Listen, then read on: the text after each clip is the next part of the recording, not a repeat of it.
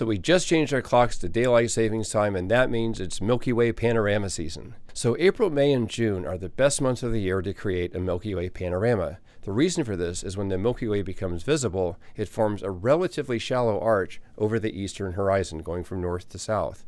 Later on in the year, July, August, September, and especially October, when the Milky Way becomes visible, it's a much more arch overhead type phenomenon that's rather difficult to fit into a panorama.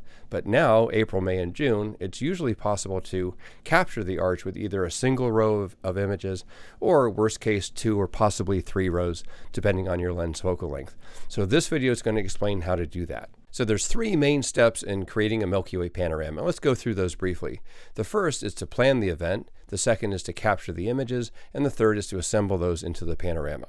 So I would recommend starting with a planning app like Planit Pro to decide your date and time that you're going to shoot the panorama, the lens focal length that you want to use, how many shots you want to use to capture the panorama, and exactly where you're going to put your tripod and in what direction you're going to aim the camera. You can do all of this easily in the simulation feature in the virtual viewfinder of the Planit Pro app, and we have videos that show you how to do that linked in the description.